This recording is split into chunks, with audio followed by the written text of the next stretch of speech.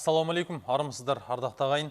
Сіздер Қазақстан Атырау облысы телеарнасында иман нұры рухани танымдық бағдарламасын тамашалап отырсыздар. Құрметті телекөрермен, сізбен бізді қайта қауыштырған Алла тағалаға сансыз шүкірлер, пайғамбарымыз Мұхаммед Мұстафа саллаллаху алейхи вассаламға сансыз салауаттар мен мақтаулар болсын деп бүгінгі бағдарламамызды біз бастаймыз.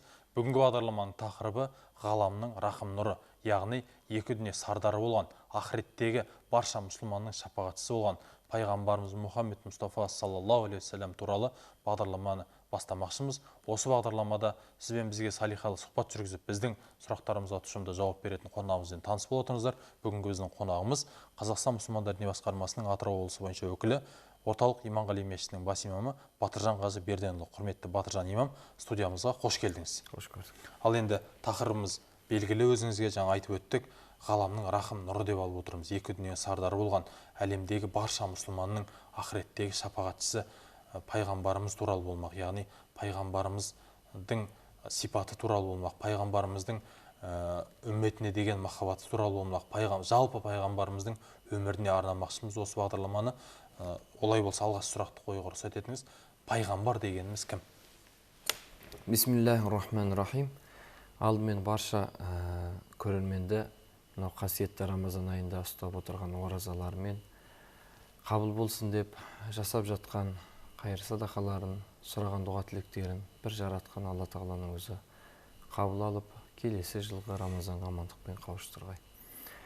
Ал енді пайғамбар дегеніміз біздің тілімізде пайғамбар деп айтамыз. Пайғамбар дегеніміз ол Алла тағаланың таңдаған құлдары. Қандай құлдары? Ол адамзат баласына Алла тағаланың жіберген дінін жеткізуші. Міне оны Алла тағала адамдар арасынан таңдап, пайғамбардың мақсаты осы Алланың дінін жеткізу. Бір сөзбен айтқанда, пайғамбар дегеніміз елші. Ол Құран кәрімде ән-нәбию деп келеді. Пайғамбар деген сөз, расул деп келеді, елші деген сөз. Біз бір сөзбен айтқанда пайғамбар деп атаймыз. Бұл пайғамбар да адамнан шығады.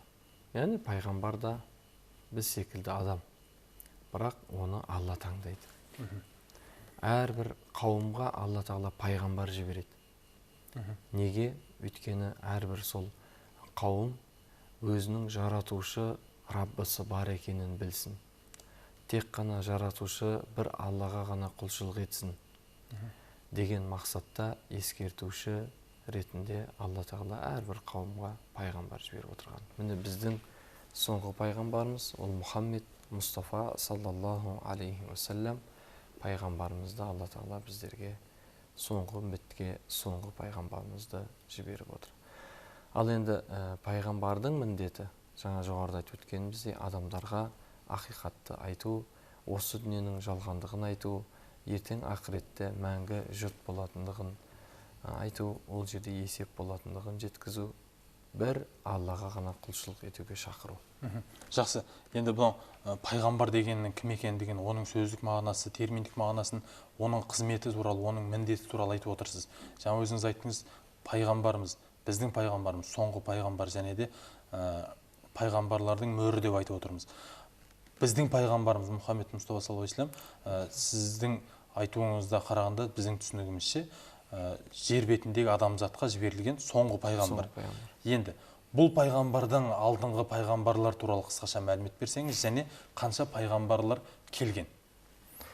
Пайғамбарымыз саллаллаху алейхи вассалам Ахсаб сүресінде айтады: «Ва хатаман набийин». Ол пайғамбарлардың ең соңғы мөрі дейді. Пайғамбарымыз жайында айтады. Ал пайғамбарымызға дейін келген пайғамбарлар жайында Алла тағала Құранда баян етеді.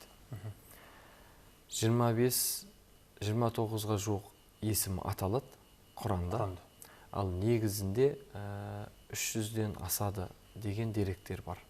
Яғни әрбір қауымға біз елші жібердік деген аяттан біз ғұламаларымыз осындай деректерді айтады. Яғни пайғамбарымыздан алдын Иса пайғамбар, Мұса пайғамбар, Дәуіт пайғамбар, Сүлеймен пайғамбар, Исмаил пайғамбар, Ибрахим пайғамбар деген секілді барша пайғамбарлардың есімдері Құранда аяттарда айтылады.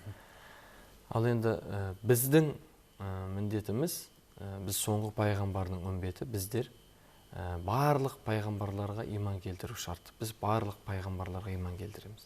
Осы Құранда айтылған барлық пайғамбарларға иман келтіреміз. Құранда айтады, Алланың елшісі пайғамбарымыз бұрынғы пайғамбарларға иман келтірді, және одан кейінгілер де барша соған иман келтірді дейді.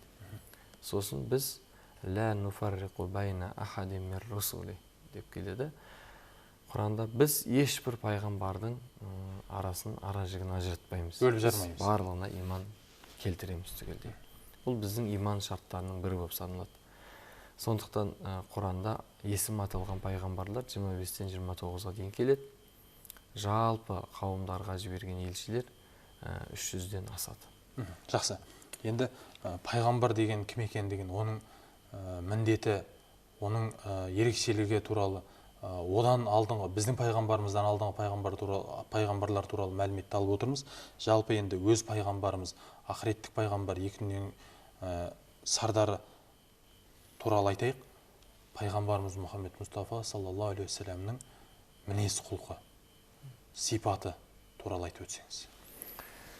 Бірде Айша анамыз радиаллаху анха, Айша анамызға келіп бір кісі сұрайды: «О Айша ана, маған дейді пайғамбарымыздың мінез құлқын айтасыз ба?» дейді. Сонда Айша анамыз ол кісіге қарап: «Сіз Құран оқымайсыз ба?» дейді. «Сіз Құран оқымайтын бедіңіз» дейді. «Сіз білмейсіз бе?» дейді. «Пайғамбардың мінезі ол Құран еді ғой» дейді. Сұраушыға айтады. Сұраушыға айтады. Яғни пайғамбарымыз саллаллаху алейхи вассаламның мінез құлқы Құран еді дейді. Пайғамбарымыз саллаллаху алейхи вассалам бірінші пайғамбарлықтан бұрынғы дәуірін алайықшы. 40 жасына пайғамбарлық келді. 40 жасына дейінгі дәуірді біз пайғамбарлықтан бұрынғы дәуірді қараңғылық дәуір деп атаймыз. Осы қараңғылық дәуірдің өзінде пайғамбарымыздың бойында қараңғылықтың, надандықтың ешбір мінез құлқы, яғни жаман мінез құлқы ешқайсысының пайғамбарымыздың бойында ешбір күйесі жоқ, дағы жоқ. Біздің пайғамбарымыз сондай адам болған. Яғни ол адамдық қасиетіне ешқандай надандықтың бағын түсірген емес. Пайғамбарымызды Мұхаммадул Амин деп атады. Неліктен? Өйткені ол өте сенімді Мұхаммед еді халық арасында. Сенімді еді. Ол ешқашан өтірік айтып көрмеген. Біреуге төрелік жасаған уақытта, және ол пайғамбарлықтан бұрынғы кезінің өзінде туған туысқандарына қарайласқан. Жоқ, жітікке жәрдемдескен. Хадиша анамызға алғашы уақи түскенде келіп айтады ғой: «О Хадиша ана». Хадиша анамызға келген уақытта Хадиша анамыз, пайғамбарымыз келіп айтады: «Маған тауда сонда біреу келді, мені қысты, маған оқы деп айтты» деп алғашқы уақи түскен өзінде де келіп қорқып, үрейлеп үйіне келген уақытында да, қорқынышын айтқан уақытта да Хадиша анамыз айтады: «Сен сенімді Мұхаммедсің ғой. Сен жетім жесірге қарайласасың ғой. Сен туған туысқанға қарайласатын адамзатсың ғой. Сені Құдай тағала бос қоймайды, яғни сені қинамайды» деген сөз айтады. Бұл пайғамбарлықтан бұрынғы кәдімгі қарапайым адамдық өмір кезінде пайғамбарымызда ешқандай жатқылықтар бойынан табылмаған. Кішкентай нәресте күнінен 40 жасқа дейінгі. Ал енді 40 жаста пайғамбарлық келгеннен кейінгі пайғамбарымыздың мінез құлқына келетін болсақ, пайғамбарымыз саллаллаху мінез құлқын Айша анамыз Құран еді деп айтты. Өйткені пайғамбарымыздың мейірімділігі қандай еді? Пайғамбарымыздың жанашырлығы қандай еді? Пайғамбарымыздың әділдігі, оның сенімділігі. Мысалы, Меккеден Мадинаға көшеді. Яғни Меккеде мүшриктер, Меккедегі яһудилер, Меккедегі дін дұшпандары пайғамбарға өте зорлық, зомбылық, жәбір жасайды.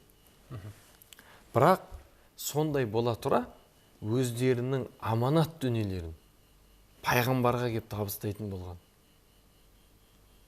Өйткені пайғамбарымыз ешқашан аманатқа қиянат жасаған емес. Сенімді. Міне пайғамбарымызға мүшриктер өлтіреміз деп шабуыл жасап, жәбір көрсетіп, зорлық, зомбылық жасап, сонда пайғамбарымызға Алладан уахи келіп, Меккеден Мадинаға көшетін кезінде өзінің орнына Али радиаллаху анху, Алиді қалдырып кетті. Өзінің төсегіне.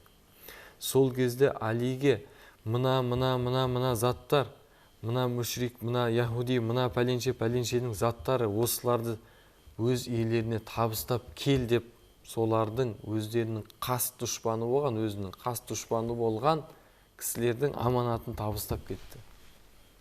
Өйткені пайғамбарымыз сенімді еді. Ал мейірімділік жанында Құранда айтады, егер сен қатыгез болғаныңда, сенің маңайыңда ешқандай кісі топталмас еді дейді. Сенің маңайыңда ешкім болмас еді, барлығы жан-жаққа тарап кетуші еді дейді. Бұл жерде не ұғамыз? Пайғамбарымыздың мейірімділігін ұғамыз. Біреуге ешқашан қабақ шытып қарамаған. Ешқашан біреуге ренжімеген. Және біреудің көңіліне тиетін сөз айтпаған. Зекіп сөйлемеген. Пайғамбарымыздың өмірін алатын болсақ, мінез құлқында психологияда жатыр. Пайғамбарымыздың мінез құлқында педагогика жатыр, тәлім жатыр. Пайғамбарымыздың мінез құлқында әділ басшы жатыр. Пайғамбарымыздың мінез құлқында реформатор, үлкен отағасы жатыр. Мысалы қарап отырсаңыз, осылардың барлығынан деректер келтіретін болсақ, ешқашан, жомарттығын алыңыз, ешқашан жоқ деп айтпаған. Мысалы, араб тілінде біз иманның шарттарын айтқан уақытта, кәлима шахадат айтқан уақытта, ла илаха иллалла Мухаммадур Расулулла дейміз. Ашаду ан ла илаха иллалла ва ашаду анна Мухаммадан абдуху ва расулу дейміз. Осы жерде ла деген сөз бар. Ашаду ан ла илаха деген сөз бар. Алладан басқа тәңір жоқ деген сөз. Ла жоқ деген сөз. Бірақ пайғамбар дейді, осы кәлима шахадаттағы ла деген, жоқ деген сөзден басқа уақытта ешқашан жоқ деп айтып көрмеген дейді. Бірде бір бәдәуи келіп, қасында Хазірет Омар айтады. Бір бәдәуи келіп, пайғамбардан қайырымдылыққа садақа сұрады дейді. Сонда пайғамбар саллаллаху алейхи ва саллям оған қайырымдылық берді дейді. Қамқорлық танытты, азық түлік берді. Ол бір берді, екі берді дейді. Ол бәдәуи қоймай сұрап тұра берді, пайғамбар бере берді. Тіпті пайғамбардың қолында еш нәрсе қалған жоқ дейді. Сосын бұны Хазірет Омар қасында тұрған. Сосын тағы сұраған кезінде пайғамбарымыз бұл жерде бір қарт ана деп келеді деректе. Қарт ана олжаның таратып атқанын естіп, кішкене кешіңкіріп келеді. Кешіңкіріп келгенде олжа қалмайды. Сол кезде пайғамбарымыз ұялғаннан мен сізге уәде беремін деп оған басқа біреуден қарыз алып беремін. Сізге міне ертең мына уақытқа беремін деп оған уәде береді. Қолында жоқ. Бірақ біз болсақ айтуымыз мүмкін жоқ қалмады деп. Пайғамбарымыз жоқ деп айтпайды. Қалмады деп те айтпайды. Сізге мен беремін деп айтады. Сонда бұны байқап тұрған Хазірет Омар, әлгі кісі кеткеннен кейін Хазірет Омар келіп айтады: "Уа Алланың елшісі" дейді. "Сіз сондай жомартсыз" дейді. "Сіз бүкіл қолыңыздағы олжаны таратып болдыңыз. Енді әлгі кісі келген уақытта сіз оған басқа біреуден тауып беретіндігіңізге уәде еттіңіз. Неге сонша мұнша өзіңізді қинайсыз? Құдай тағала сіздің өткен келешек күнәларыңызды кешірді ғой" дейді. Сонда пайғамбарымыз Хазірет Омарға бұрылып, кішкене ашуланған кезде дейді, мына қасының ортасынан тамыры кішкене көрінеді дейді. Реңі өзгерді дейді. Сонда да Омарды жекіп тұрған жоқ, реңі өзгеріп, мен жоқтықтан қорықпаймын, Құдай тағала ризық несібені беруші Алла тағала деп Омарға жылы ғана бір сөз айтты дейді. Міне бұл пайғамбарымыздың жомарттығында оған алдына ешкім жан салмаған. Яғни пайғамбарымыз ешқандай өмірінде жаңағы кәлима таухидтағы ләдан басқа уақытта жоқ деген сөз айтпаған. Енді пайғамбарымыз саллаллаху алейхи вассаламның сенімділігін айтып жатырмыз. Өзінің қас дұшпандары алып кеп аманатын тапсыратын болған. Ол жерде ақшалай болсын, дирхам, динар деп айтамыз. Немесе сауыттар болсын, өзінің жаңағы дүниелері, алтын күмістері болсын, пайғамбарға кеп тапсырған.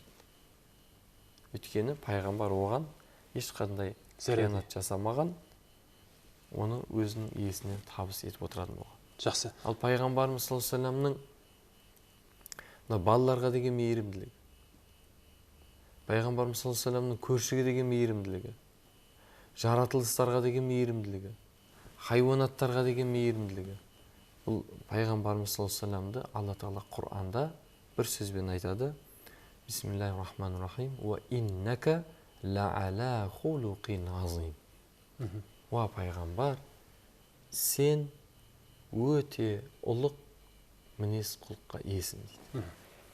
Пайғамбарымыз саллаллаху алейхи вассаламның тіпті кешегі ғасырда 20-шы ғасырдың соңында, 21-ші ғасырдың басында осы әлемдегі, осы адамзат тарихындағы ең көрнекті, ең жаңағы зиялы, ең беделді, ең кемеңгер тұлғалардың аты жөнін жинап, олардың өмір деректерімен, жасаған жақсылықтарымен әр дәуірде өмір сүрген осындай тұлғаларды ақшта жаңағы 100 адамды компьютерде осылай тарихын топтайды.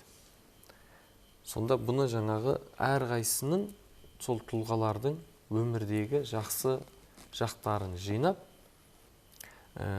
компьютерге салған уақытында ең кемеңгер тұлға ретінде біздің пайғамбарымыз шығады. Қанша рет қайталап компьютер, ол жерде компьютер есептейді, адамзат есептемейді. Компьютердің былайша айтқанда миы пайғамбарымызды шығарады. Қайта кнопкасын басады, пайғамбарымызды шығарады. Өйткені ғұламалар тіпті Европаның Гете сынды және де басқа үлкен данышпандар айтып кеткен. Біз адамзаттық тұрғыда, адамдық қасиет тұрғыда, біз Мұхаммедтің құрып кеткен адамдық, парасаттылық, адамдық қасиеттің ол бірінші сатысына да, табылдырығына да аттап жеткен жоқпыз деген сөздер. Бұл жерден біз байқаймыз, пайғамбарымыз саллаллаху алейхи вассаламны біз қанша өмір деректерін жазсақ та, қанша пайғамбарымыздың мінез құлқын айтсақ та, ол таусылмайды. Өйткені пайғамбар ешқашан ашуланған емес. Мысалы, сахабалар қалай жақсы көрді пайғамбарымыз? Неге олар бала шағасынан, ата-анасынан, бүкіл жан дүниесінен артық жақсы көрді? Неге пайғамбарымыз дүниеден озған кезде Хазіреті Біләл сынды сахабалар Мекке, Мадинада тұру олар үшін ауырға соқты? Олар Абу Бәкірден сұранып Шам өлкелеріне қарай кетіп қалды. Көптеген сахабалар тарап кетті. Өйткені ол пайғамбар жүрген іздермен жүрсек, біздің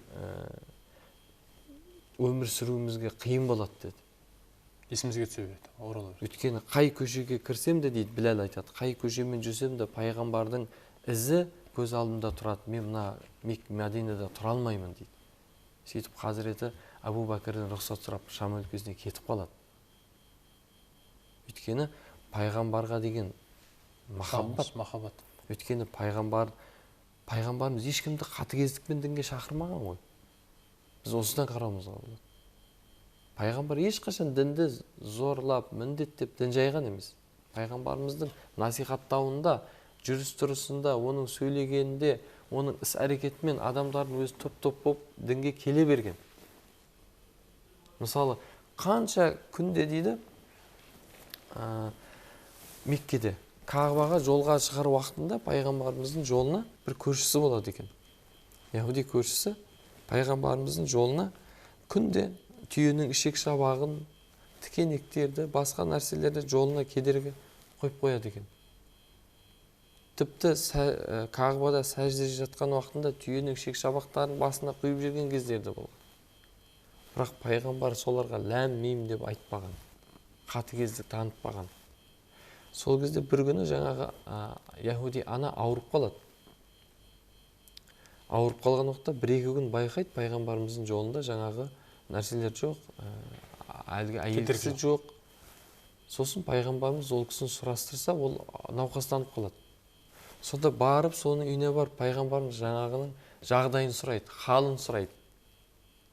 Сол кезде ана әйел кісі ашһаду ан ла илаха иллаллах ва ашһаду анна Мухаммадан абдуху расулу деп иманға келеді.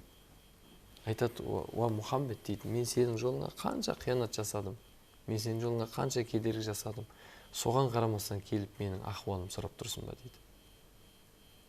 Пайғамбардың үмметіне деген махаббаты, үмметіне деген мейірімділігі. Жақсы. Батыржан имам, студиямызға келіп салиқалы сұхбат жүргізгеніңіз үшін мыңдап рахмет. Десе де пайғамбардың мінез құлқын, пайғамбардың үмметіне деген махаббаты мен сағынышын айтып тауысу, бір бағдарламаға сыйғызу мүмкін емес. Келесі бағдарламада жалғастыратын боламыз. Алла жасап жүрген игі істеріңізге береке берсін деп тілейміз. Ұстап жатқан оразаларыңыз қабыл болсын деп тілейміз. Ардақты ағайын, Алладан Алла сыйлығын амандығын тіледік. Келесі кездескенше сау саламатта болыңыздар. بسم الله الرحمن الرحيم إنا